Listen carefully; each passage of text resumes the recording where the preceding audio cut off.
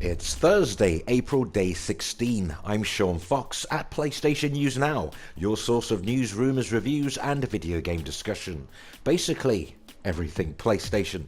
Stay tuned for new subscriber shoutouts towards the end of today's video and of course tomorrow. So don't concern if your name isn't called today, I rarely miss anyone. But before we get into all that, in today's news, PlayStation Network is getting upgraded with daily rolling updates.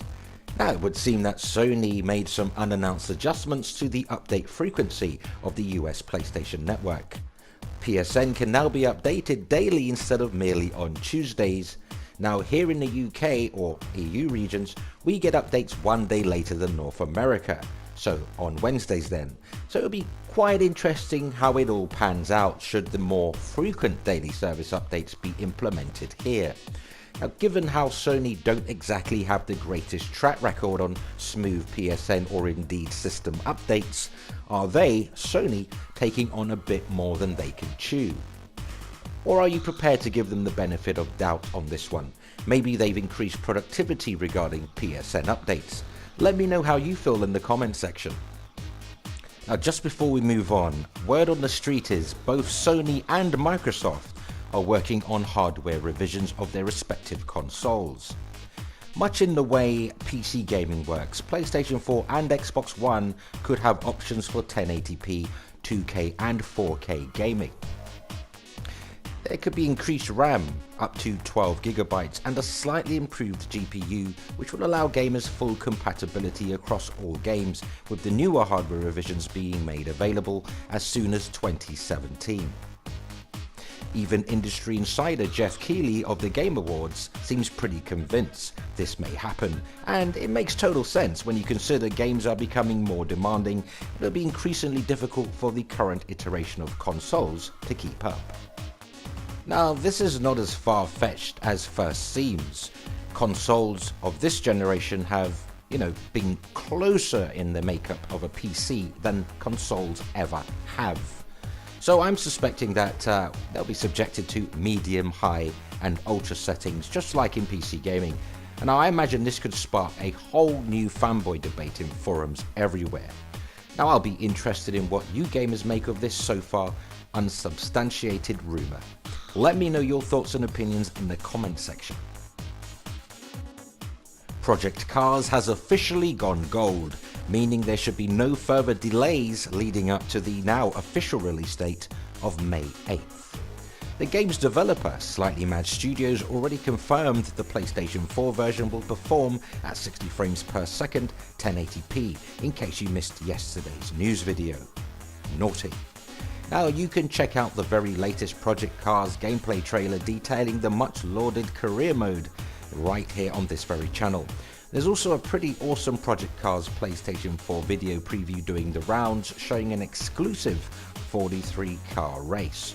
43 cars! That could result in a serious pile-up. And whilst we're on the subject of racing games, Formula 1 2015 now has a confirmed release date. Developer Codemasters, along with publisher Bandai Namco, what is it with Namco and the racers? Ridge Racer! Have confirmed that Formula 1 2015 will release on June 12th, 2015. That's just a little over a month after Project Cars releases. Is that too much engine for some of you? Anyway, bring in an all-new game engine, a new up-to-date championship season mode, and full-on broadcast-style presentation. F1 2015 will hopefully turn out to be the game that Formula 1 fans have been waiting for.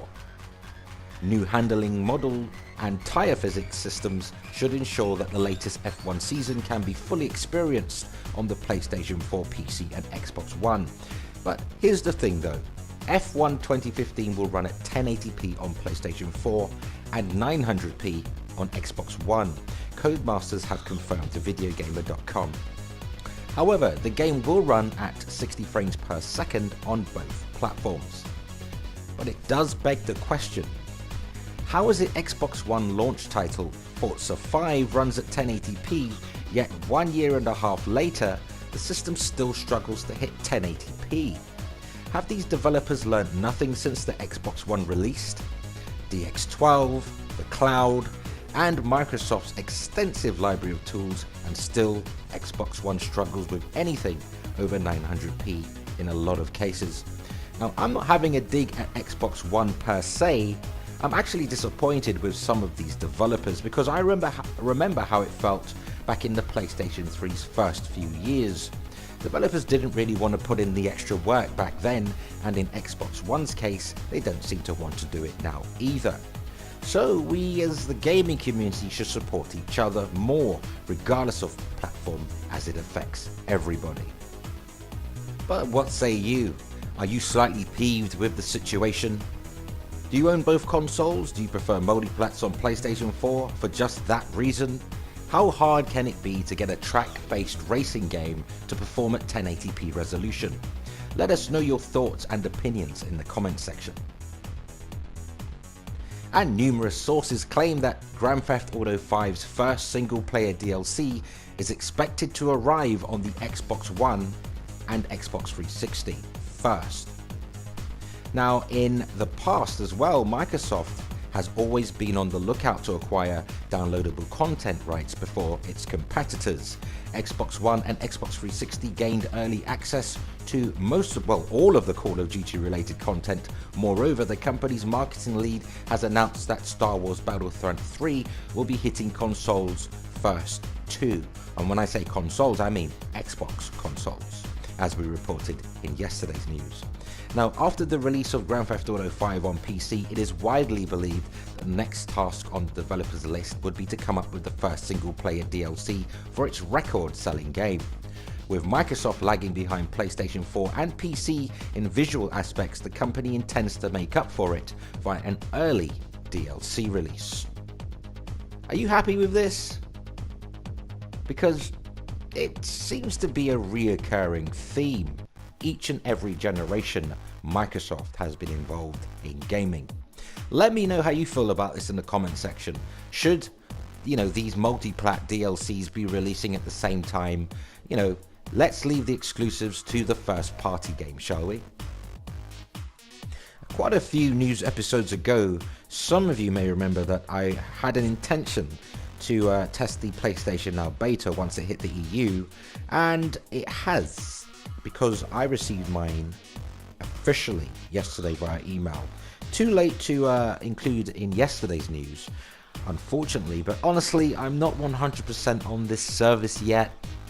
I mean, it's still pretty early, there are some kinks to iron out, of course, but I noticed a very occasional video artifact and sound distortion, even with 50 megabytes per second fiber optic wired connection. And you only need 5 megabytes per second for the service, which is recommended by Sony. Of course, I'll be trying it out again today and over the weekend, and I'll be submitting a full report to Sony, as that's what they've requested me to do as part of the beta trial, of course. And of course, I'll be updating you guys and girls via video. It's not looking promising. If you have a PlayStation 3, I would suggest you stick to that. The games are cheap enough now. Cheap enough to get off of Amazon or wherever you want for a pittance. But of course, it could improve. I'll let you guys know. Anyway, moving on. ZeniMax Online Studios' The Elder Scrolls Online is now in a subscription-free stage with Tamriel Unlimited, and it's on track to release on PlayStation 4 and Xbox One pretty soon. Now, Matt Ferrer of ZeniMax Online has been talking about the frame rate for both current gen versions of the game, along with their thoughts on DirectX 12. Ferrer stated that, and I quote, "We're getting close to launch now, and we're pretty confident we'll have 30 frames per second standard on both Xbox One and PlayStation 4. That's not impressive, guys. 30 frames per second? Anyway, with regards to DirectX 12, which rolls out this holiday season, Ferrer said that, quote again, "As an old PC developer, we are accustomed to one thing over everything else. As such, we take changes as they come. Obviously, DX integration is a staple of our livelihood, so we'll be doing what we need to do, and we'll still need to support older DX versions on Vista, Windows 7, Windows 8 and 8.1, and of course on Windows 10. We'll need to make sure we support DirectX 12. Unquote. Now, The Elder Scrolls Online is out on June 9th for Xbox One and PlayStation 4. My only question to you all is this: does anyone still care about this game? Will you be picking it up? How do you feel about 30 frames per second on current gen, given that the game is hardly the most visually dynamic game, at least from what I've seen? Let me know in the comment section. And it's that time again. It's time for our new subscriber shoutouts. And in no particular order, as usual, I will do my best to pronounce your names correctly, but do forgive me if I fail. I'm literally reading them off the subscriber list of YouTube. Anyway, without further ado, massive new subscriber shout out to Nick Kudin, Toby Fellows, John Handcock, Geo Parker, Mark Leoj Kardagina, Tak Kraken, Ulti Gamer Alex, The Hugh Guy, Brutal Shans 1988, Persona 5 Hype, Rising Stars Baton Twirlers, I like that, Lawrence Mosley, David Hawkins, The Ollie 123440, Nakambo Papa, Marcellus Bennett, R5 Lover, KV Merit, Palash Daz, Gerardo Mendoza, Ahmed El Mahdi, Vincent Parnasum, Fine War, Dummy 0105, Sports and Gaming TV, Denver Kaufman, Rodrigo Augusto, Jason Louis, Dino Ramick, Daylights, Valiant Eternity, Conrad L. McColdogs, C. Smith, Leonardo de los Santos, General Beats, Bass Player 112, Dangero, Kike Ramiro, That One Gamer, Justin Noto, Matt MGS, Jacob Enright, The Supersonic 421, Ben Big Time, I like that one as well, Lewis Correa, Chris Villain 88, Trickster 20652, Hachi MJH, Miguel Sanchez, Web Jiggers QUHD20K, I'm Not Too Sure 1000, Timon Asinga, Nicholas Carroll, Brian Johnson. There is a gentleman with an Arabic name, sorry I can't pronounce or read Arabic, but I can certainly see your face, nice set of shades that you're wearing.